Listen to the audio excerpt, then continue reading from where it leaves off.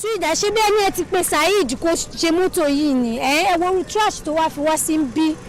Hello Saheed ṣé mọ́tò nà mo wá kí ọ̀rẹ́ mi kàn mí báyìí mọ́tò yẹn kò wá bàjẹ́ sí báyìí ó kàn wá fún mi ní disgrace ní báyìí irú kí ni gbogbo trash yìí náà.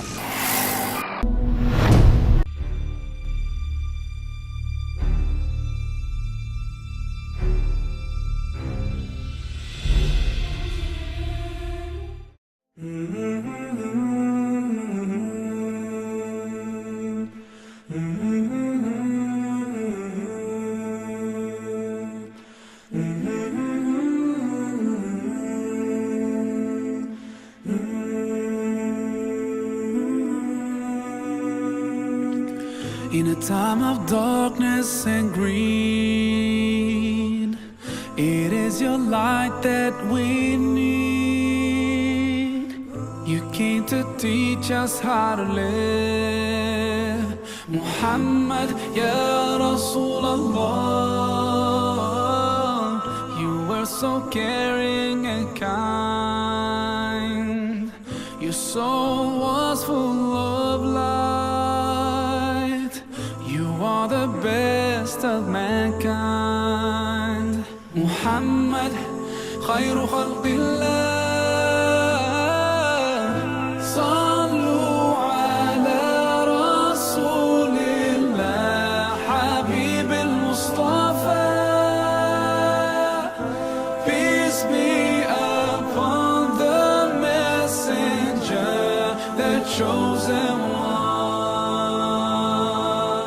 From luxury you turned away, and all night you would pray, truthful in every word you say. Muhammad, Ya Rasulullah,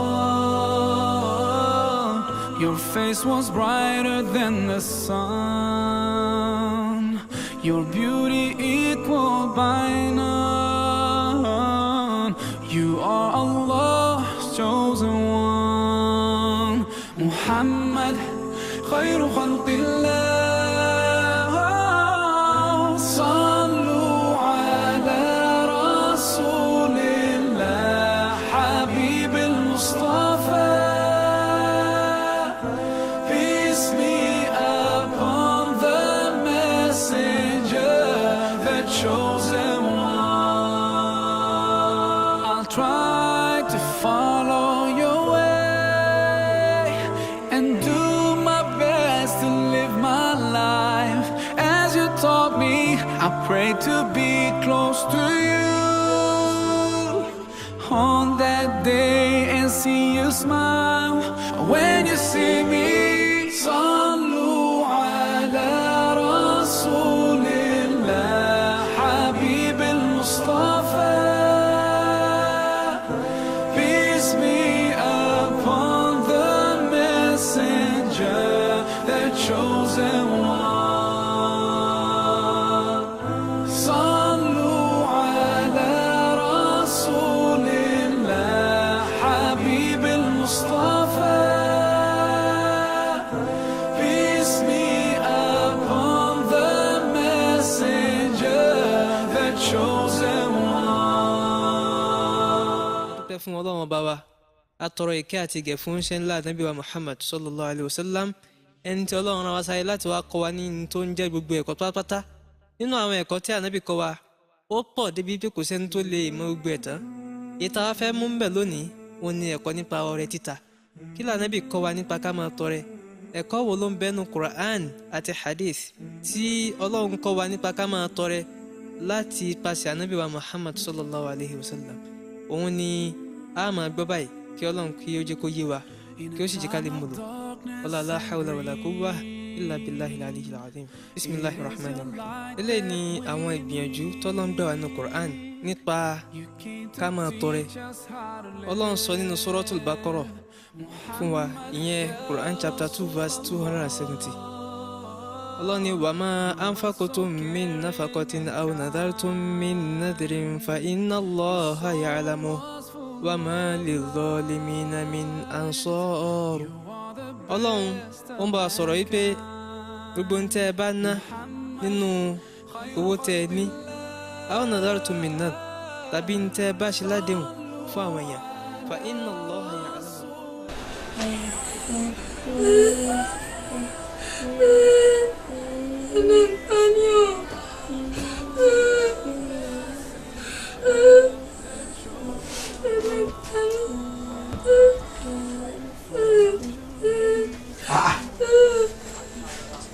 Nurudeen, báyìí kí ni ṣe yín ná? Ebi ló ń pa mí. Ó lè ṣe ọmọ ìṣe báyìí ṣe bí tí yín náà mú rèé ṣe mú rèé ra gàárì ni. Ẹ̀wà akẹ́kùn mẹ́lẹ̀ ń sunkún sọ̀rọ̀ ẹ̀kún wa ni tí ń bẹ ńlẹ̀ yìí. Lọ́wọ́ mọ̀ ṣàánú wa o. Ìṣẹ́jú mélòó lẹ́jẹ̀ tẹ́ yòó ní ìsìn ó yẹ kó síbí ń bẹ̀ o. Ẹ kó síbí gbà. Ó yẹ súnmọ́ra yẹn kọjú síra yín ẹ kọjú bá a ṣe jẹ oúnjẹ ọ̀nù sẹ́ẹ̀rí ìgbà náà yọ àwa máa dùn ó ní ìwọ gbà tiẹ̀ bá a ṣe máa jẹnu nínú àbọ̀ kan náà gbogbo wa ti máa jẹun gbà náà. Ọlọ́run ní in tubidu sadaqati fa ni'mahi wa in tukhfuha wa tu'tuha al-fuqara fa huwa khayrun lakum wa yukaffiru ankum min sayyi'atikum. Wallahu bima ta'maluna khabir. Ọlọ́run ní ọrẹ tẹ́ ẹ bá ta bóyá ẹ ṣe ní gbangba kí àwọn èèyàn rí ni o. Wa in tukhfuha wa tu'tuha fa huwa khairul lakum. Ọlọ́run tẹ́ ẹ bá ṣe ní gbangba kò sí tó burú bẹ́ẹ̀. Ṣùgbọ́n tẹ́ ẹ bá wá ṣe ní pamọ́ tẹ́ ẹ jí káwọn èèyàn mọ̀. Ọlọ́run níyẹn ló lóore jù fún yín. Wa yukaffiru ankum min sayyi'atikum. Gbogbo àwọn nǹkan tẹ́ ń ṣe yìí Ọlọ́run fi máa pa àwọn àṣìṣe yín rẹ́ ni. Wallahu bima ta'maluna khabir. Grandma, àwọn nìkan ló mú gàrí yìí, kí ni ẹ̀yin máa jẹ? Ẹ̀yin sáàmù gàrí tí kẹ́ ẹ yó ẹ fi tèmi lẹ̀.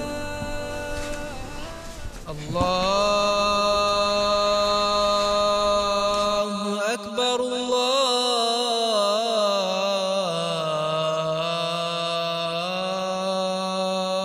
Grandma, ẹ wá bá wa jẹun. La ilaha illallah. Kí ló dé tẹ̀ fún pé kí n dákẹ́ grandma? Ó kárí ànábì wa Muhammad sallallahu alaihi wa sallam lọ sọ fún wa wípé tí wọ́n bá ti ń pè rún kí kálukú gbẹnu dákẹ́ kódà téèyàn bá ń ké Kùránì lọ́wọ́ wọ́n ní tí wọ́n bá pè rún kéèyàn ṣèpàdé náà kéèyàn kọ́ lọ sí náà ó ti rí o. Níbòmí nínú Suratul Baqarah eléyìí a rí nínú Quran chapter 2 tá a mọ̀ Suratul Baqarah verse 268. Ọlọ́run ní ash-shaytanu ya'idukumul faqra wa ya'murukum bil fahsha wallahu ya'idukum maghfiratan minhu wa fadla wallahu wasi'un alim. Ash-shaytan ó jẹ́ nìkan tí máa ń gba àwọn èèyàn ẹ máa ń bà wọ́n lẹ́rù ó máa ń gbà wọ́n níyànjú wípé kí wọ́n máa ṣe àhùn kán máa ṣàìdá sọ́lọ́run kán máa ṣe ntọ́lọ́run fẹ́. Ọlọ́run wá ní ash-shaytan èṣù tẹ́ ń wò yẹn ya'idukumul faqra yóò máa dẹ́rù òṣì bà yín pé tẹ́ bá ti náwó yín yóò tán tẹ́ bá náwó yín nǹkan míì tẹ́ fẹ́ ṣe ẹ̀ nírí ṣe àti bẹ́ẹ̀ bẹ́ẹ̀ lọ. Ọlọ́run wá ní wa ya'murukum bil fahsha ìyẹn nìkan kọ́ yóò tún máa pa yín láṣẹ kẹ́ ẹ máa hùwà bàjẹ́ kẹ́ ẹ máa ṣe tẹ̀m̀bẹ̀lẹ̀kun àbòsí kèéta irọ́ pípa kẹ́ ẹ máa náwó sójú ọ̀nà Ọlọ́run gbogbo ẹ̀ ní Ṣẹ̀tánì ó máa bà yín lẹ́rù ẹ̀ yóò máa bà yín yànjú ẹ̀ yóò sì máa bà yín lẹ́rù wípé òṣì yóò pọ̀ fún yín tẹ́ bá ti náwó sójú ọ̀nà Ọlọ́run. Wallahu ya'idukum maghfiratan minhu wa fadla.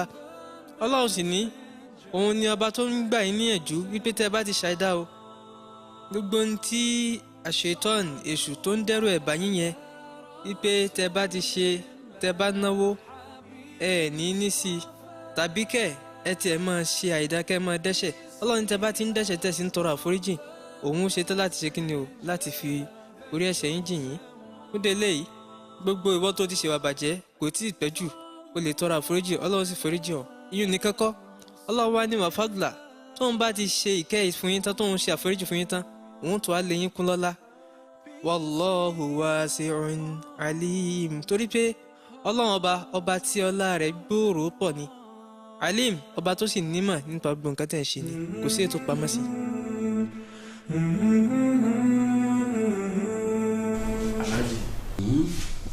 nǹkan tí mo fẹ́ rí yín fún náà kò pọ̀. gbọ́. Ọlọ́run jẹ́ kẹ́ ẹ pẹ́ fún wa.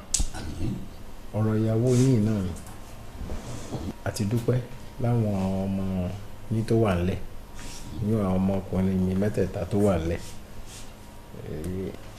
dídé pàdé ṣẹ̀ṣinú báyìí kálára bèsè ọ̀sọ̀ láyọ̀ yóò náà ni mo wá wò pé nígbà gbójú ọdún oṣù tí ń sún mọ́tílé ó yẹ kí mi náà wò kí n ṣètò nǹkan ọmọ fún un kò pẹ́ yìí náà mo san owó iléèwé àwọn ọmọ mẹ́tẹ̀ẹ̀ta tìbí tó wà nílẹ̀ owó ọ̀hún wá pọ̀ lọ́wọ́ mi ó sáfẹ́rẹ́ wọn ní kí n dọ́dọ̀ yín níta ẹ̀ bá rí fún mi kí n wá mọ̀ ká lè ra gbogbo nǹkan ọmọ kó tó ọjọ́ tí ń sún mi tí. ṣé kò jù báà náà lọ. kò jù bẹ́ẹ̀.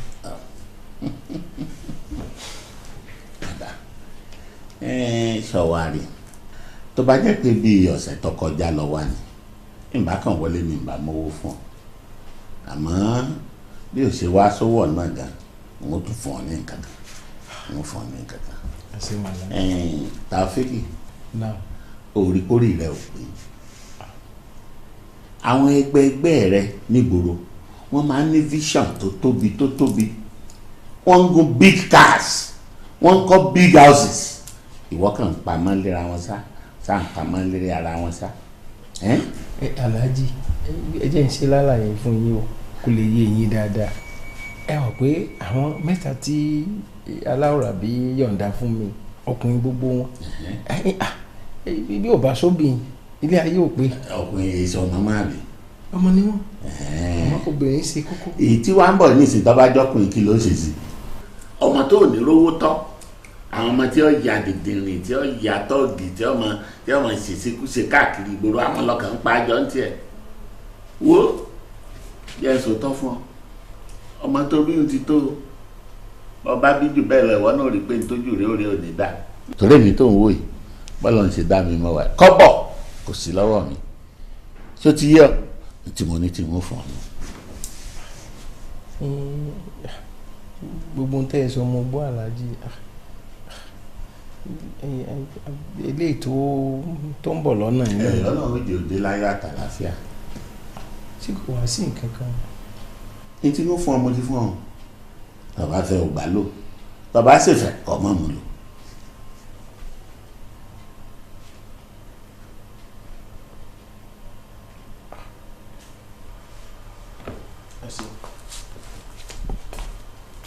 kílé o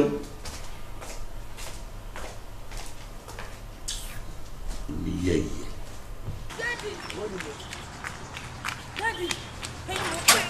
ṣé ò sí. kò sí èkó ìfẹ́jọ́ gbogbo ọ̀rọ̀ tẹ̀yìn pẹ̀lú Aláàjì sọ pátápátá ni mo gbọ́ ojú má bínú. ojú má bínú. ìbínú òdodo ọdún ọmọ mi jẹ́ wàá sọ fún ọ kò sí bínú ṣé bẹ́ẹ̀ gbọ́ mi làlájì ọmọ ìyá ọmọ bàbá kan náà ni bí n bá wá níṣòro tí mo sì wá kó mo rò bá wọn tó sì ní kò sí táwọn lè ṣe sí ṣé bí ọjọ́ ń bọ̀ lólúwá wí. ejò dúró ejò bá mánìjì lè ejò. owó bó ló ti rí. inú owó tí Aláàjì fún mi pocket money mi ibẹ̀ mo ti fẹ́ fún yín sáà ìjọba mi gbà. pocket money. bẹ́ẹ̀ni sá.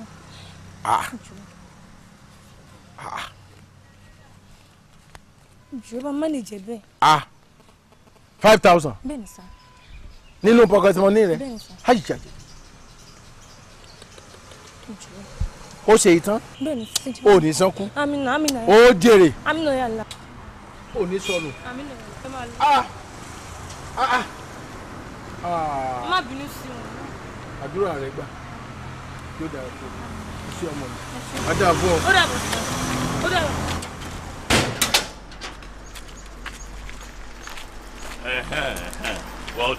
well done kí ni mo rí tó ń ṣe yẹn. mo lọ sí. ó lọ ṣe kí ni. mo kàn lọ síta. ó fún wọn lówó I saw you ṣé mo parọ́ kí ló máa ń ṣe ẹ̀ náà ìwọ ọmọ olùfẹ́ yà ṣé Aláàjì tí ò fún wọn lówó wọn ọmọ kan tí wọ́n ṣe. ìbọn nǹkan tó Aláàjì náà ṣe ò dáa. jẹ́ ṣọ́tọ̀ ìwọ ló máa sọ nǹkan tó máa ṣe fún wọn kí ló máa ṣe ẹ náà owó tó ti ń fún ẹ ti ń pọ̀ jù. No problem àyìn inform Aláàjì. ejò bùdá mi ejò má sọ fún Aláàjì. ìjọ kí n má sọ fún wọn. ejò bùdá mi ejò bùdá mi.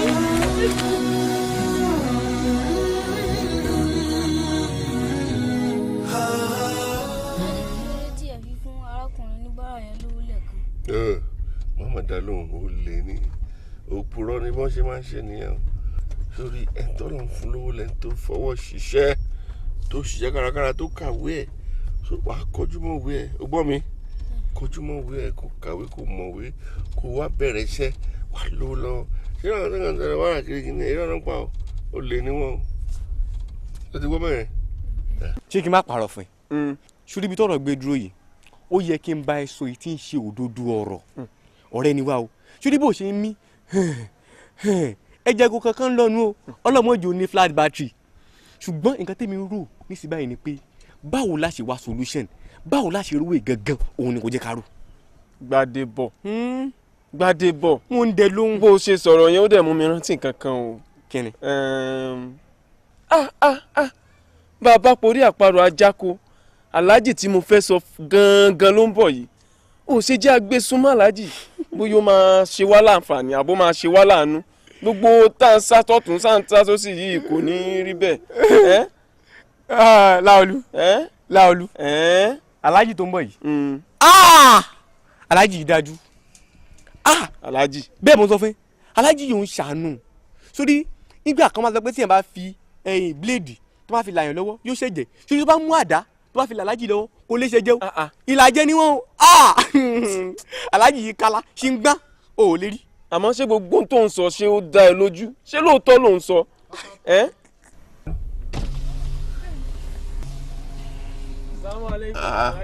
Wa alaikum salam. Yes, Alhaji. Rahmatullahi wa barakatuh. Alhaji. Hello. O jere. Yes, sir. Bàbá, báwo ni? O kí ẹ. All right, sir. Ṣé má tó jẹ́ pọ̀ sà? O jẹ́ pọ̀. Ṣé o sí wàhálà? A ní pẹ̀lú sà. All right, sir. Èèyàn burúkú ni ẹ́ ó ń ṣèyàn dáadáa rárá wọ́n wá máa fẹ́nu wàá máa fi bèèyàn jẹ́. aláàjì tó ń sọ yìí àwọn kan náà gbé mọ́tò kọjá níwájú wa yìí tí wọ́n dúró wọ́n dẹ̀ kí wa àwa tá a já mọ́ nǹkan kan èèyàn tó dẹ̀ wà nù mọ́tò ó dúró ó dẹ̀ kí wa dájúdájú èèyàn dáadáa ni wọ́n. èèyàn tó wà nù mọ́tò wọ́n dúró wọ́n ká àtàfẹsẹ̀ dúró èèyàn dáadáa ni wọ́n ò lè gbọ́n wọn wàláyé sọlájì tó ń wò yìí tó bá ní pé èèyàn mọ bọ́ ṣe ń kíyàn alájì lè kíyàn wàláyé tí alájì bá kí òkú tó ń gbé lọ mọ́ṣúárì tálájì bá rí wọn tó bá kí wọn òkú ó sì dìde yóò lọ ṣùgbọ́n má yẹ parọ́ tán kíkí kọ́ ló lè ṣe o tó bá lọ láti ibẹ̀ tó bá lọ sílẹ̀ alájì ọmọ bíi llb bó ṣe lọ ló ṣe bọ̀ ó mọ tí wọ́n sọ ni wọ́n ní pé owó ni kíni owó ni kókó owó ló lè ṣe.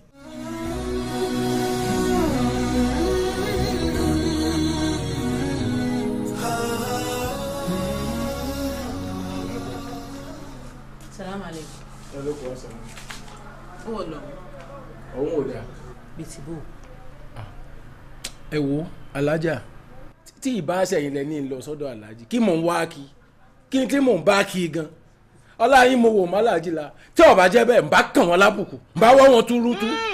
Taofiki mo sọ bá ń mọ́ mo jẹ́rú ọ̀rọ̀ burúkú bá ó jáde lẹ́nu rẹ̀ mọ́ láyé ṣé o mọ tó ń pè nemesis n tó bá ṣe lòó gbà o bọ́mọ kékeré kan bá rí àgbàlagbà fín ọmọ tí ń bẹ lẹ́yìn ẹ̀ náà rí fín ìwé mọ́ méjèèjì gan sọ fún wa wípé ká bọ̀wọ̀ fún àwọn òbí tó bí wa lọ́mọ àti ẹnikẹ́ni tó bá jù wá lọ wọn ò ní kárí wa fín ohunkóhun tó wù kálájí ò lè ṣe fún ọ mo sọ̀rọ̀ burúkú sí ọ mo rí fín o. sẹ́ẹ̀rì gbogbo ọkàn yín èròǹgbà ọkàn yín yàtọ̀ sí tẹlómi ẹ jẹ́ sọ̀tọ̀ fún yín. sẹ́ẹ̀rì àgbàlagbà tí ò bá ti yá ni lẹ́gbàá kọ̀kọ̀ bọ́ bá sún ni lóhùn àṣùsàn ṣé bí iye kan náà gbogbo wa aláàjì aláàjà èmi sì làbí káyìn ni kí wàá ní kí ni ẹ dákun náà kí ni àǹfààní aláàjì inú ẹbí wa tí ò tiẹ̀ sí èèyàn kan nú wa tí ń ṣe lóore tó jẹ́ àǹfààní rẹ̀ rí ẹdú ṣé tó bá ti tá bá dá yín lókòwò ó kéré jù àbọ̀ pọ̀ jù pẹ̀lú gbogbo adúrú tó ti ṣẹlẹ̀ sí yín tẹ́ ẹ̀ lọ́kọ́ tẹ́ ẹ̀ jókòó. Taofiki mú sùúrù bínú bá ń bí ọmọ tó ọmọ sọ o aláàjì èmi ìwọ inú kan náà láti jọ wá àwọn ọbẹ̀jì gan tán bí ń jọ kan náà ìwà wọn ò papọ̀ ìwà orí kàwá ẹni pé kò papọ̀ ìwà wọn ò lè rí bákan náà àdúrà láàmú ṣe tọ́nà fi bá wa yí wọn padà dákun torí Ọlọ́run mọ kọsẹ̀ látara aláàjì dákun. aláàjà ṣe wàá gbọ́ mi ẹ mọ tó dùn mí jù nígbà tẹ́ ní yọjú sí wọn nígbà mo dọ́dọ̀ aláàjì wọ́n ní kí ló dé mo bá kó mo rò ń bá kó ọ̀rọ̀ balẹ̀ nígbà mo sọ gbogbo rẹ̀ aláàjì ní tí ó ti tán mo ló ti tán ọkàn mi ti balẹ̀ bọ́n ṣe béèrè o iná bá wò mí títí alájà ńṣe ni kò sí ọ̀rọ̀ tí aláàjì ò sọ sí mi ṣe rí ọ̀rọ̀ tí ikún gbọ́ lọ́jọ́ òun tí etí rẹ̀ fi di gbogbo orú ọ̀rọ̀ bẹ́ẹ̀ làlájì sọ sí mi kí ló wà á lè tó bá mo kàn ń wò wọ́n báyìí mo mọ rìnrìn ya o tí ọba kan jẹ́ ọpẹ́lọpẹ́ Ramat tó bùn lówó ìwọ̀n bá ó lè jọ̀wọ́ tí ọmọ òun tọ́jú o ló bá pè mí sẹ́yìn ló bá fún mi lówó díẹ̀ tí ọba jẹ́ bẹ́ẹ̀ ìrìn ìyá mọ́rin lọ sílé aláàjì. Taofik náà dákun ta ló sọ pé ó bùn ọ lówó nísìn. ẹ̀yìn Ramat. bó o ní Ramat ṣe jẹ́ sàlájì. ọmọ wọn ni bẹ́ẹ̀ ni. alájì náà ló bùn ọ lówó òun. irọ́. kò yí ọ ní ohun tí alájì bá ní tí Ramat ní ohun tí Ramat bá ní tàlájì ní ó ń bọ̀ làlá ṣé Ramat ń ṣiṣẹ́ ni mi gbogbo tàlájì bá fún ọ fi ń tọrọ dákun torí Ọlọ́run jẹ́ àṣẹ sùúrù o. ọmọ òun ikú ọ̀ ní pa ọmọ òun ọmọ òun yóò sì ní àlùbáríkà tó pọ̀. aláàmú àmì àti gbogbo wa náà. mo mẹ́ni mò ń ṣàdúrà fún èyí Ramat ń ayé ó yẹ. wo bí yóò yẹ gbogbo wa náà ọmọ ìyá rẹ̀ làlájì ó rẹ pé torí pé wà rẹ̀ ọ̀dà nísìnyí kò ní kú ìsọ ọmọ mọ̀lẹ́bí rẹ̀ mọ́ kọ́rọ́ mọ̀lẹ́bí tún kọ́ yìí o ìyá kan náà bàbá kan náà lójú ọbí gbogbo wa ajá mọ̀ ṣàdúrà fún un. alájà ìwọ̀nba tẹ́ ẹ bá tún ní náà fi kún fún un. ó ti tán.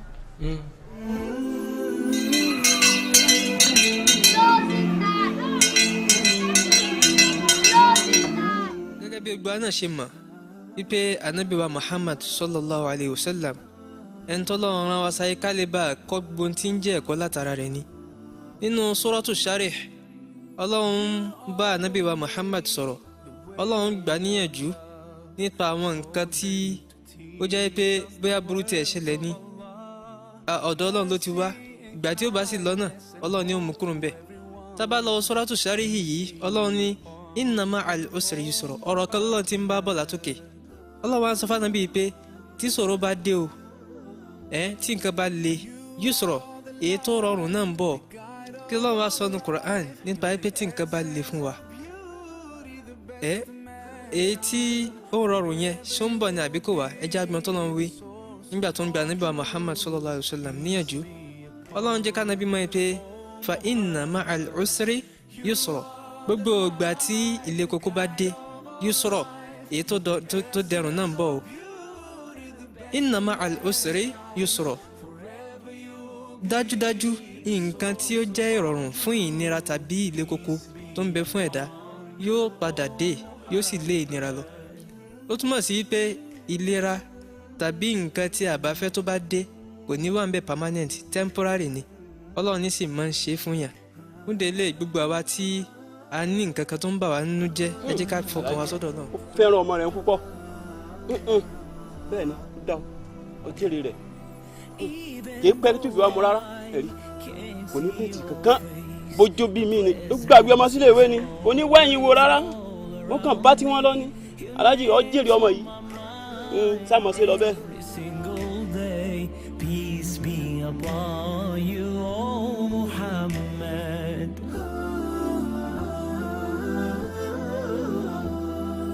You are the light, the guide of all life. You're the essence of beauty, the best of mankind. Forever you'll be the source of all truth. Peace be upon you, O Muhammad.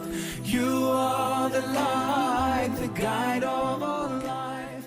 Ìyá Àìsà, ṣé ẹ bínú pé di gbogbo gbà mí báyìí? Bínú bíi tìbò ìyá Lukman ẹ jẹ́ ń béèrè nǹkan kan lọ́wọ́ yín ṣé ẹ mọ̀ wípé gbogbo ń tà ní pátápátá aláwọ̀ ló jẹ́ àná ọba aláwọ̀ ràbí òun ló fún wa ẹnìkan kò mú nǹkan kan wá sílé ayé kò sì sí ń tá a mú lọ ẹ wá wo iye èèyàn tó jù mí lọ báyìí tán ní nǹkan ju tí mo ní lọ tí wọ́n bẹ́ẹ̀ ń tà ń bẹ̀ ń tán ṣorí fẹ́nikẹ́ni ẹ̀wọ̀n ò sì mọ̀ wípé òkè báyìí lọ́wọ́ afúnni máa gbé àti wípé ẹ̀gbọ́n tán ní ìwà lẹ̀sìn ni bó o bá ti ní ìwà irú ẹ̀sìn tó wù kó o máa sìn ọba àmọ́ kírun ọba àmọ́ re ṣọ́ọ̀ṣì bó o bá ti níwà mọ́ ó ṣeé ṣe kádùrà rẹ̀ ọmọ gbà o.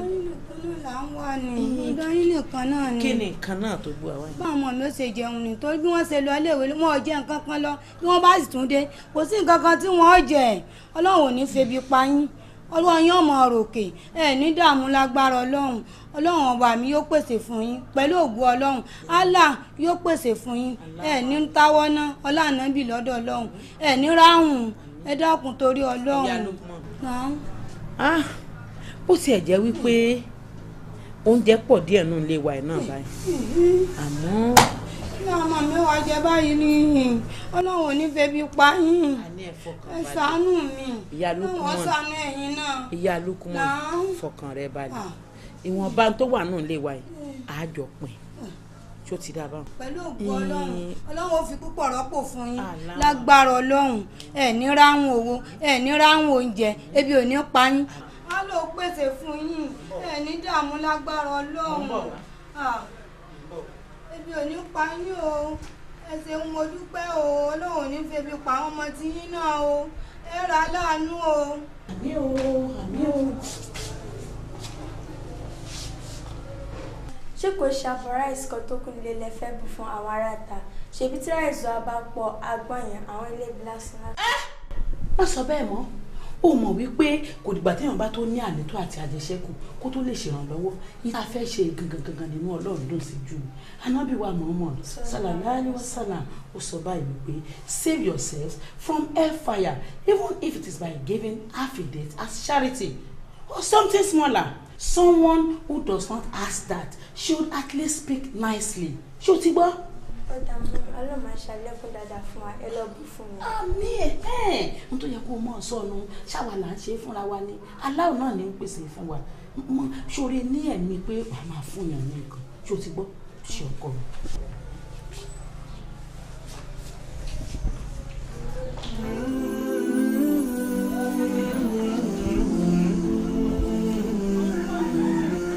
Jẹ́mílá ọ̀nà lè tú wa rèé.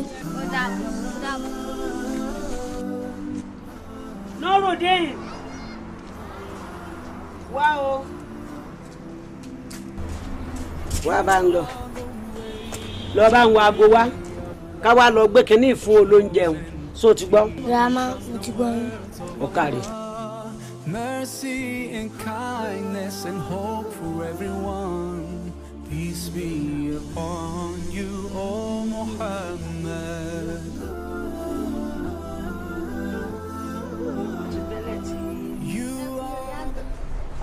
Kí ló dé ń dà yìí? Ọyọ. Wọ́n lé wa ká lọ gbowó iléèwé wa wá. Owó iléèwé. Bẹ́ẹ̀. Ṣé wọn ò dáná báyìí?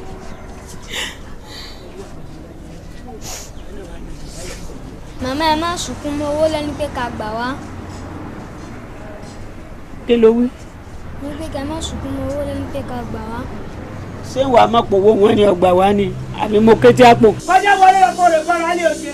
You are the light, the guide of our life. You're the essence of beauty. Wọ́n tún lélẹ́yìn náà wálé. Wọ́n lọ. Ọ̀rọ̀ mi má dọ́wọ́ rẹ̀. Peace be upon you, O Muhammad. You are the light, the guide of our life. You're the essence of beauty, the best of mankind. Forever you'll be the source of all truth. Peace be upon you, O Muhammad. Salamu alaikum. Wa alaikum salam wa rahmatullahi alhaji. Ẹ̀lẹ́ o ilé ńkọ́ tí ó sí ọnu. Adúpẹ́ alhamdulillah. Olúwa ṣeun. Allahu Akbar. Gbogbo tá a wá ṣe náà láti ló yọrí sí rere. Mi náà ní kí n máa bọ̀ nílé ní báyìí. Ọmọ mi ńkọ́. Subhanallah. Mi ì tí ì lọ mú o. Ìgbà tó tẹ̀ jẹ́ pé ilẹ̀ sábà máa ń mu ní gbogbo ìgbà ọkàn mi ti fò ó. Aago kan náà máa ṣetán lè ní Jímọ̀. Aago kan ti lù báyìí. Ẹ má bínú ọkàn mi tiẹ̀ fò ni màá lọ gbé báyìí. Ṣíra lọ gbé fún rẹ. I will turn back right now and go and pick him. Okay. Á pàdé nílé. Kò burú.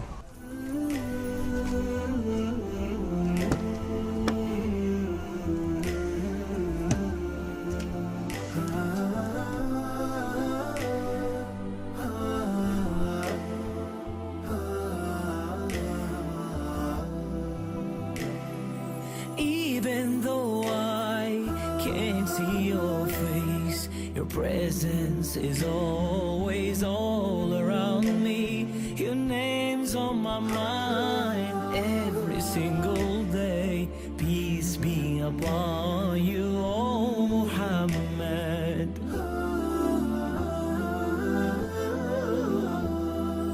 You are the light, the guide of all life. You're the essence of beauty, the best of mankind. Forever you'll be the source of all truth. Peace be upon you, O Muhammad. You are the light, the guide of all life. You're the essence of beauty, the best of mankind. Forever you'll be. Assalamu alaikum. Wa alaikum salam. Wa rahmatullah. Apa taro? Ó pẹ́ yín. Sí ò sí. Àbúrò yín ti wá mọ́ ọmọ yín. Mo dẹ̀ ti ń pe nọ́mbà ò lọ. Mi ò rò bí a kò ní tiwa mu. Ó ti mú lọ látẹ̀kọ̀. Ẹ ṣeun gan. Yes. Ẹ ṣe gan.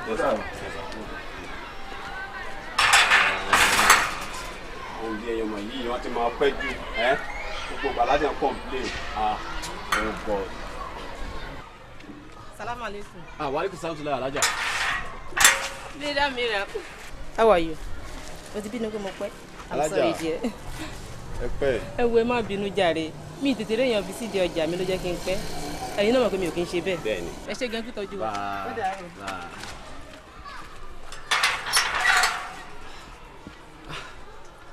Ìbẹ́lú láì. Kí ló dé tálájú tí wàá mọ̀ látàárọ̀ báyìí? Alájò sí nílé ni wọ́n ti travel. Ọmọ ọ̀dọ́ yín wá ń kọ́. Só gbàgbé ni àbí kí ló ṣẹlẹ̀? Mọ́mí lẹ̀ kó wá mú mi lẹ́nu. Wọ́n ti pẹ́ jù náà. Sí ẹsẹ̀ ni wọ́n rìn bọ̀ wá ni. Wo àmọ̀ràn mi fún ẹ̀rẹ́ o. Wọ́n á máa lọlé. Tán bá ń bọ̀ lọ́nà wàá pàdé ẹ̀. Kí ló ń pẹ́ lẹ́kún? Mi ò ní dáhùn lé mi dáhùn tẹ́tẹ́ mi lọ. Nǹkan dé kí n tẹ̀lé ọ lọ́lé.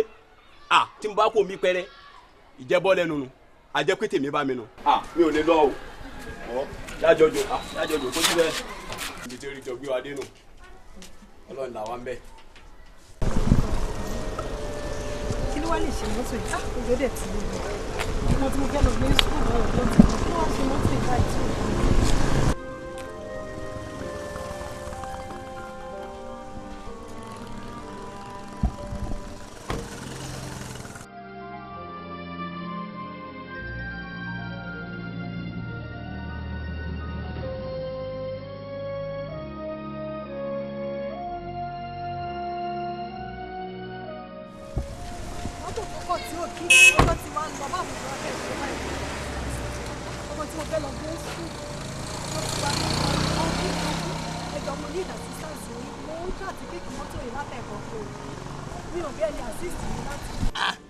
Èmi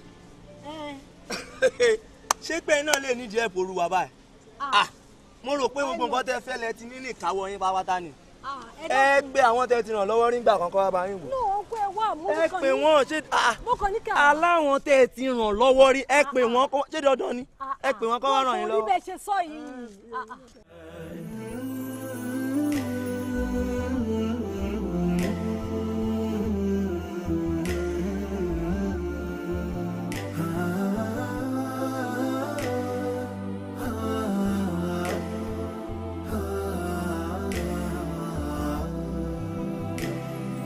Even though I can't see your face. Alájà, kí ni? Níbi tí tẹ̀mí tí ìgbé sí ọ̀tún náà. Láti nǹkan ó tí ìlọ́gbọ́n mọ́ níléèwé. Mọ́tò ní pọ́blẹ́mù ni, mo dẹ̀ ń kíkẹ́ látàárọ̀. Mo ti kíkẹ́ severally, mo ti wọ security, mo ti wọ everything mo kí. Tí mọ́tò bá bàjẹ́ bí wàá pe mẹkáníìkì ni. Mẹkáníìkì, èmi ti ń pè látàárọ̀.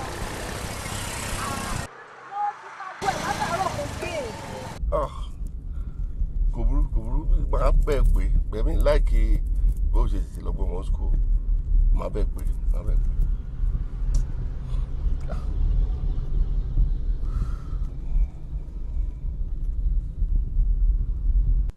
Yeah, workshop Musa ibẹ̀ mo wà. In the next few minutes, ma débẹ̀ yẹn. bá ti parí ẹ̀ sí ẹ̀wọ̀ lọ gbé fóònù. wo ọ̀rẹ́ ọ̀rọ̀ tá à ń bá lọ ká má yà káàkiri. gbé kọ́ọ̀lù náà. ọ̀rọ̀ kọ́ọ̀lù gbé kọ́ọ̀lù eléyìí. yá sọ̀rọ̀ gidi. sẹ́rù ń bọ̀ láti bẹ́ẹ̀ tí ń pè ọ́ sọ̀rọ̀. ẹ̀rù ń bà mí. gbẹ̀nà.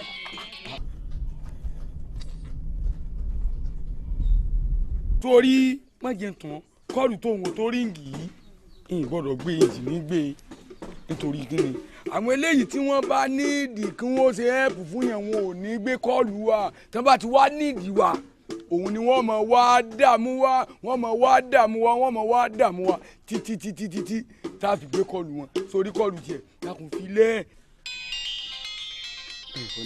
ó ti máa dààmú nínú. òótọ́ ló máa ń sọ Alhaji Fatai wàláhì tàlẹ́ èèyàn burúkú gbáà ni.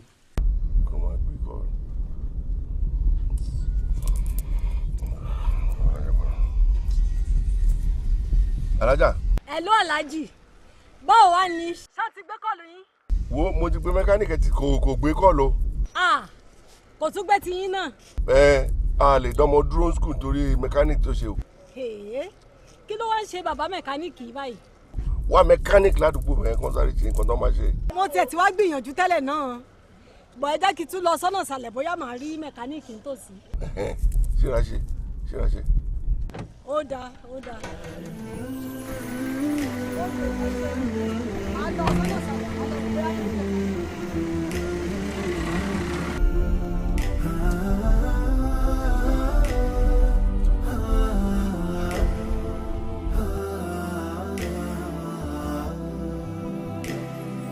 Even though I can't see your face. níbi ọ̀sẹ̀ méjì sẹ́yìn ẹni súlẹ̀ bá dé o ó ní kó pẹ́ sí o chain and socket ń bàjẹ́ kò dẹ̀ ka change mọ́ mi lọ́wọ́ ó bá ní àpé since tí ó jẹ́ ẹ̀gbọ́n ọmọ sí ẹ̀ o kó jẹ́ ká lọ síbẹ̀ sórí ọ̀rọ̀ tí ikún gbọ́ tí etí ikún fi di wàláhì àgbọ̀ èyí wọn wà tó dùn mí sórí báyìí ló ṣe wọ́ wa ẹsẹ̀ wọn wọlé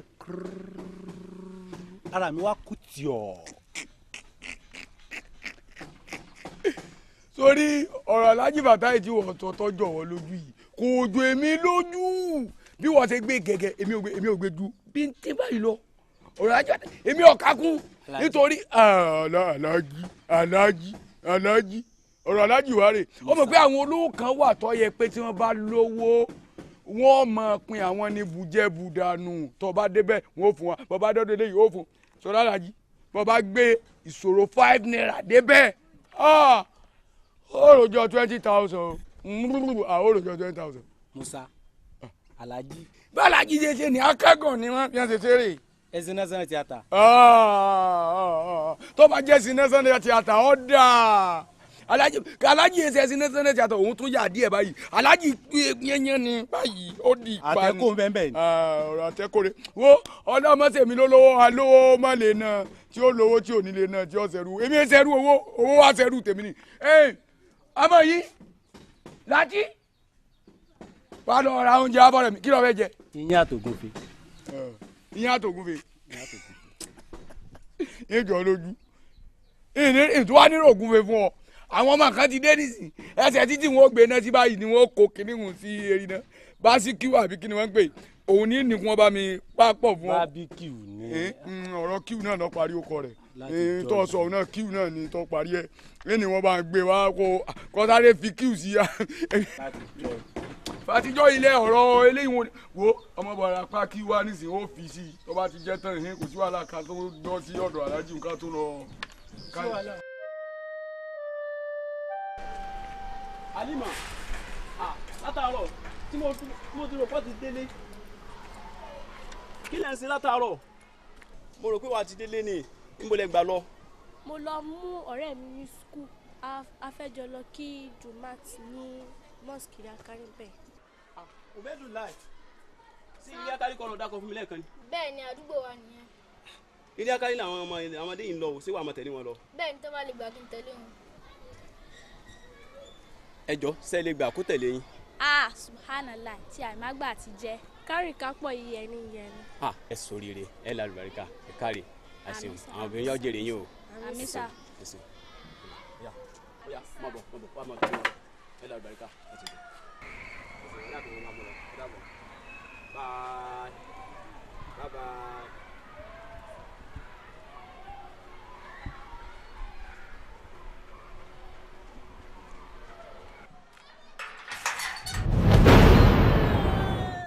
Ọlọ́run sọ fún anabi wa Muhammad sallallahu alayhi wa sallam wípé wa wajadaka a'ilan fa agna, àwa la rí ọ lẹ́ni tí kò ní, a sì ràn ọ́ lọ́wọ́, a fún ọ lọ́rọ̀, a gbé ọ ga. Fa ammal yatima. kálẹ̀mì ni ìwọ tí Aisha tó ṣe kí ọ yẹn wàá ṣe aleykum salam warahmatullahi wabarakatuh. kí ni ọ̀dọ̀ nínú kíkí méjèèjì. kíkí alákọ̀ọ́kọ́ ń tọrọ àlàáfíà Ọlọ́run fún ẹni tí a kí, ẹlẹ́ẹ̀kejì ń tọrọ rahma tàbí àánú Ọlọ́run, ẹlẹ́ẹ̀kẹta sì ń tọrọ àlùbáríkà tàbí blessings. ṣé o rí báyìí wípé bíbèrè fún oore mẹ́ta ó sàn ju oore ẹyọ kan lọ. òun náà sì gbọ́dọ̀ dá ẹ lóhùn pẹ̀lú oore mẹ́ta. Ànábì wa Muhammad sallallahu alaihi wasallam gbà wá níyànjú láti máa kí ara wa pẹ̀lú kíkí alápọ̀nlé mẹ́tẹ̀ẹ̀ta, nítorí pé ẹ̀san mẹ́wàá wà fún ọ̀kọ̀ọ̀kan nínú àwọn kíkí yẹn. bẹ́ẹ̀ ni olùkọ́ wa ti kọ́ wa nílé ìwé pé ká máa kí àwọn mùsùlùmí ẹgbẹ́ wa ní gbogbo ìgbà wípé asalaamu aleykum wa rahmatulahi wa barakatu. mo ti kẹ́kọ̀ọ́ kan lọ́dọ̀ ilé ni.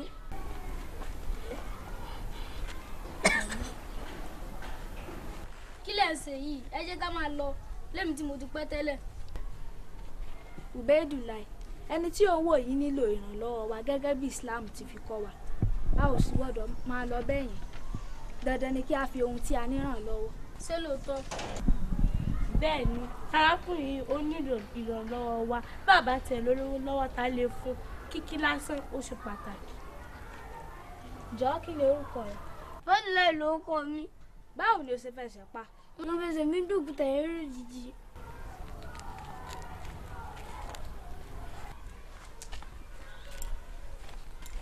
rárá kí ló tó fi ṣe yẹn, ṣùgbọ́n nǹkan kọjá ń bímọ ní èmi mi ò rí lẹ jẹ́ kí ẹlòmíì fẹsẹ̀ pa mí bí ẹsẹ̀ mi yìí.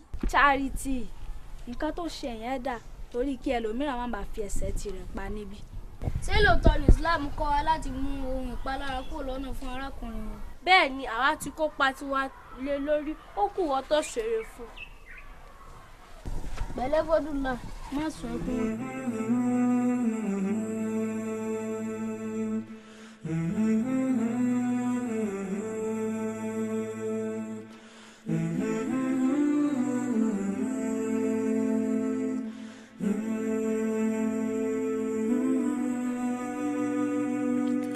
In a time of darkness and greed,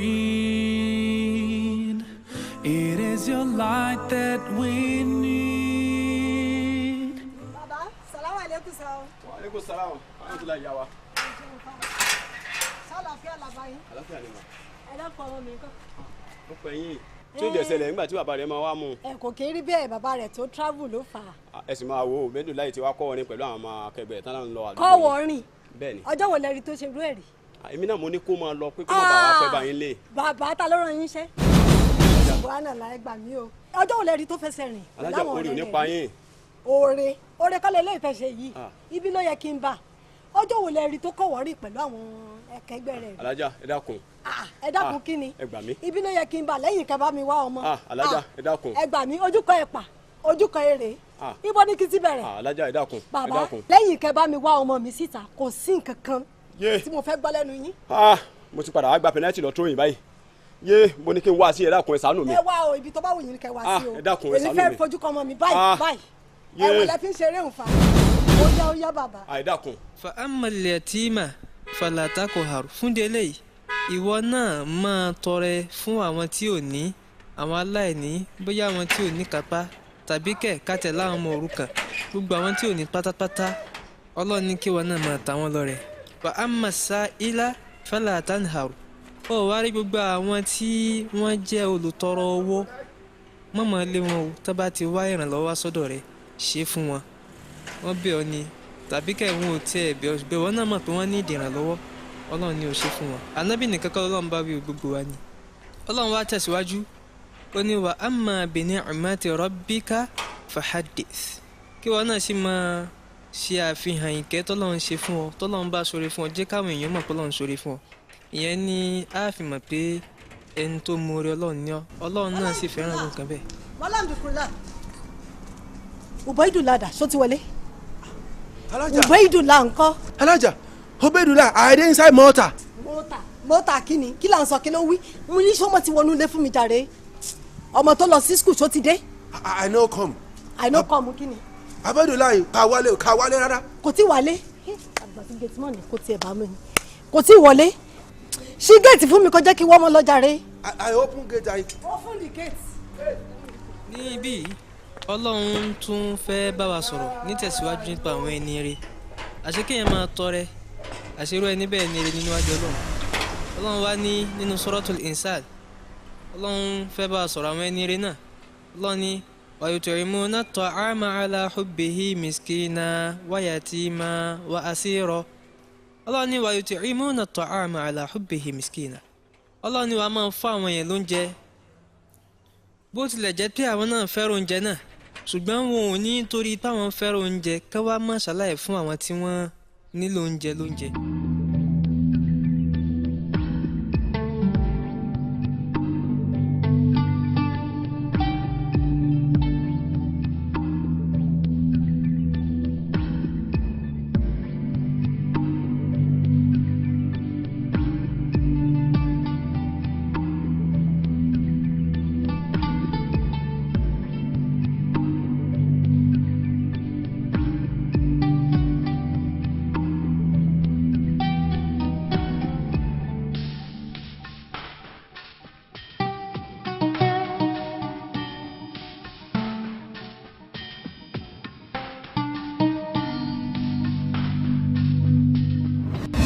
Aisha kí ló tó ń fún àwọn oníbàárà yẹn lówó lẹ́ẹ̀kan Ubaydullah ṣé o tí ì gbọ́ nípa nǹkan tó lóyìnbó ń pè ní charity ni. kí ló dé mo ti gbọ́ pa ẹ̀kẹ́ ṣé bóun ní ìkẹrin náà ń pò Islam. bẹ́ẹ̀ ni nǹkan gan-an tí mo ṣe lẹ́ẹ̀kan nìyẹn bó ti jẹ́ pé a kì í ṣe ọlọ́lá tí ìyá mi náà sì jẹ́ opó wọ́n rí i ní pàtàkì láti ṣe ohun tí Islam fẹ́. nǹkan tó sọ wọ́n dẹ̀ dùn mọ́ mi ṣùgbọ́n aláàjì bàbá mi sọ fún mi pé Allah kórìíra kí a máa tọrọ ó sì fẹ́ kí olúkálùkù lọ́mọdé àti lágbà tẹpá mọ́ iṣẹ́ owó wọn torí pé iṣẹ́ la fi ń dẹni gíga. kò sírọ́ nínú nǹkan tó sọ yẹn but do you know what the hadith of the prophet sallallahu alaihi wasallam says? A needy and a poor person is not someone who asks for help. The real poor person is someone despite his poverty abstains from asking. Who translated the hadith and who recorded it? It was on the authority of Abu Hurairah and it was recorded by Bukhari and Muslim. Allah, Allah, Allahu Akbar. كريم عظيم عليم حليم حكيم متين. Aláàjì ṣé ò sí nǹkan kan ipe ìjáyà lẹ́pẹ̀ mi ẹ̀ ṣáà ní mọ̀ bọ̀ kí n mọ̀ bọ̀ kódà àṣàlátù tí mò ń lọ ẹ̀ jẹ́ rí ibi débẹ̀. kò sí nǹkan kan ọ̀rọ̀ ara rẹ̀ náà mo fẹ́ bá ọ sọ. sórí Yorùbá bọ̀ wọ́n ní oore níwọ̀n wọ́n ti sọ fún mi gbogbo oore tó o máa ṣe kódà gbogbo àwọn tí máa wá bá mi pé kí n ṣe wọ́n lóore tí màá ní kò sí nǹkan kan wọ́n ní wọ́n lọ́ọ́ máa ṣe wọ́n lóore. Alájà oore níwọ̀n ìwọ náà mọ̀ wò láti ìgbà tọkọ rẹ ti kú lára ọgọ́rùn-ún àwọn èèyàn tẹ́ ẹ ṣe lóore ta ni wọ́n rí kó padà wá pé Alájà tí ẹ gba kọ́bọ̀ ìkọ́ náà gba épìn yìí kọ́ náà bọ́mọ aráyé ṣe rí nù oore níwọ̀n o tí mo fẹ́ bọ̀ sọnù. Aláàjì lóòótọ́ látìgbà tí ọkọ mi ti dolóògbé mi ò rí èèyàn kankan tá a ṣe lóore kó wá sọ pé òun fẹ́ ṣe mí lóore padà àmọ́ èmi nígbàgbọ́ kan tẹ́yìn náà sì mọ̀ pé láti kékeré ló ti mọ́ mi lára wípé mi ò lè gbà kí yàdí èèyàn lẹ́gbẹ̀ẹ́ mi pé kódà tí n bá ní 100 naira dání màá fún wọn kán máa mú un. bẹ́ẹ̀ni ìgbà kékeré nù ayé ìsìn ti yàtọ̀ ayé ìsìn táwa kọlọmọ ọdọmọ ẹgbẹ ni o wo mò ń sòtọ́ ọ̀rọ̀ fún ọ tí gbogbo ẹ̀ bá tán pátá má wàá bá mi o torí bá wàá bá mi kọ́bọ̀ wò ní fún ọ. Aláàjì aláàjì a jẹ́ pé òótọ́ ni gbogbo táwọn èèyàn máa ń wí pé wọ́n bá dọ́dọ̀ yín ẹ̀yìn fún wọn ní nǹkan ẹ wá tún sọ ohun tó tó báyìí bàǹtàbàǹtà sí èmi ọmọ ìyá yín nẹ́ẹ̀sì mọ̀ wípé inú òpó ẹ̀sìn ìsìláàmù wa ìtajọ́ ń ṣe yìí náà oore jẹ́ kan tó ṣe kókó ń bẹ̀ o èmi á tún wá ṣàwọn ẹ̀ wá ní ẹ̀yìn òní fún mi ń kọ́bọ̀. wo òótọ́ ọ̀rọ̀ ọmọ sọ fún ọ Yorùbá ní oore níwọ̀n ṣọ́ra ṣe. aláàjì mo ṣoore kò gbè mí kó lọ́wọ́ kan. ẹni òṣìkà kan kọ́ kí nìyẹn ní lọ́wọ́. èmi ò mọ tó ní àmọ́ ìkan tẹ́ mi lójú ni pé èmi ò ní yé ṣoore. wo lọ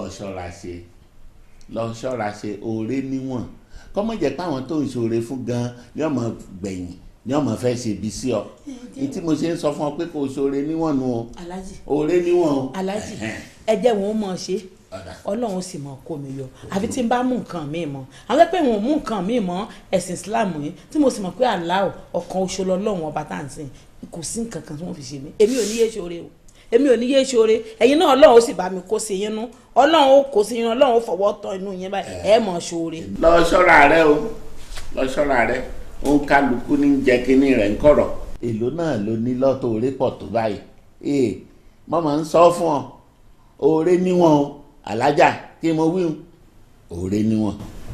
mo ṣoore kò gbè mí ọlọ́kàn kà mí oore ló pé. ọ̀yàtìmà àwọn wo ni àwọn aláìní wo ni wọ́n fún lóúnjẹ àwọn ọmọ òrukàn àti gbogbo àwọn tí wọn ò ní kápá wọn ní irú àwọn ẹni rẹ̀ yìí ni wọ́n fún lóúnjẹ tó bá wá fún wọn lóúnjẹ wọn ò tún ní sírègùn kí Ọlọ́run wí innama nut'imukum liwajhillah wọ́n wá máa ní oúnjẹ tá a fún yín o ẹ má rò pé a fún yín nítorí kẹ́ ẹ lè san wá lẹ́san ni o a fún yín lóúnjẹ nítorí Ọlọ́run ni kò sí nǹkan mí bẹ́ẹ̀. alájà mo rí àwọn àjẹkù oúnjẹ tí ẹ fẹ́ dà sọnù nínú kitchen. o ṣáwọn leftover tó ṣẹ́kù oúnjẹ tá a jẹ kù láàárọ̀ ni oúnjẹ yẹn pọ̀ jù àwọn tá a fẹ́ jẹ ni. àwa fẹ́ dóúnjẹ dànù nígbà tí àwọn kan ò tí ì mọ tí wọ́n máa jẹ mọ́mí ẹ̀yin náà lè ṣòro pẹ̀lú oúnjẹ tó ṣẹ́kù yìí kẹ́ ẹ lè rí èrè ìlọ́po 10 ó dára ju kí ó wèsì lọ láì mú èrè kankan wá. ká ṣoore pẹ̀lú leftover yìí òótọ́ sì lọ̀rọ̀ tó sọ o kí Ọlọ́run ṣe àforíjì fún wa ó kì í ṣẹ̀tà wọn fi dànù I will see what I can do about that tá a bá gbé fún gateman òun àti family ẹ̀ máa rí nǹkan jẹ lọ́sàn-án. Very good ma.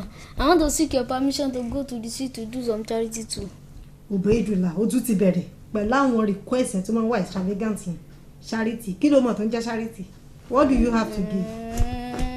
Mom, charity kọ. I have a lot. Bí kíni? Àwọn aṣọ àti bàtà tó ti kéré fún mi ẹ jẹ́ kí n lọ fi tọrọ fún àwọn tí ò tí ì ní ládùúgbò.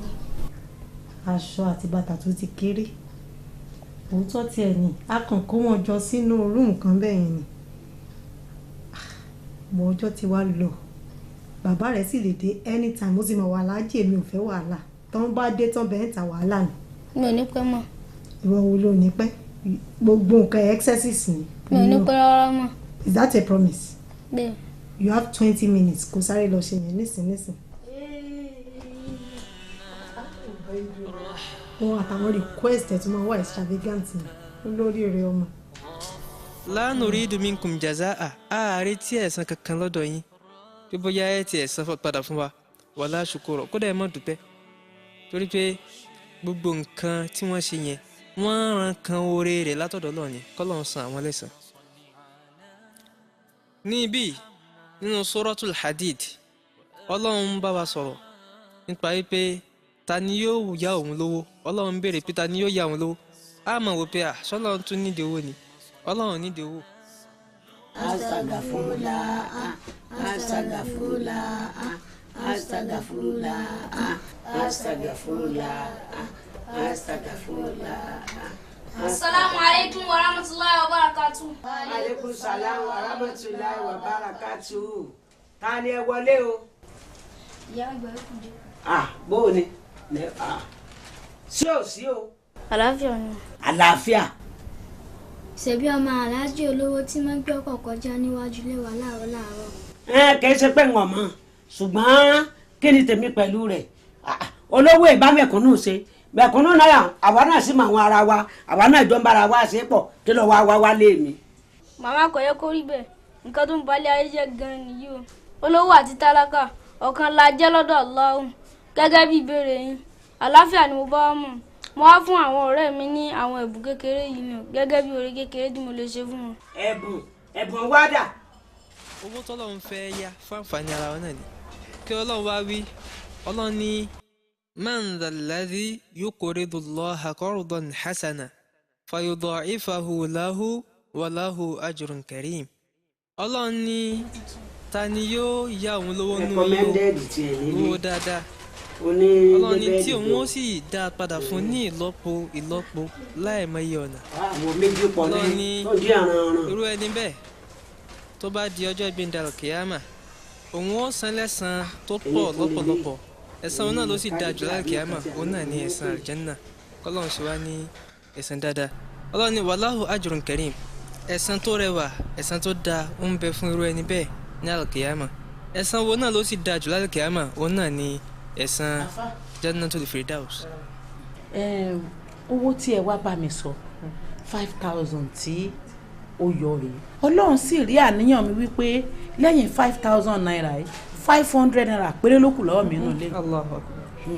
èmi wá nígbàgbọ́ kan wípé béèyàn bá ṣòro èèyàn náà tún rí ìwé rẹ̀ àti pé n tẹ́yìn fẹ́ fowó ṣe yìí ó di dandan ká dá sí i ju ká kó pamọ́ sílé lọ Ọlọ́run wá jẹ́ kẹ́ ẹ rí aláàánú ẹgbà tí ó tún fún yín sí. ẹ ṣé gan jazakumullahu khairan Ọlọ́run bá mi dúpẹ́ fún yín lórí ní tẹ́ ẹ ṣe yìí ó sọ wọ́n torí ẹ irú yín báyìí mo bẹ̀ lọ́n pé kọ́lọ́n jẹ pẹ́ lórílẹ̀ irú yín ni ọ̀rọ̀ tọ́lọ́run sọ nínú Kùránì bá wí nínú Suratul Baqarah ìgbà tọ́lọ́run wí pé wa aqimus salata wa atuz zakata wa ma tuqaddimu li anfusikum min khairin tajiduhu indallah.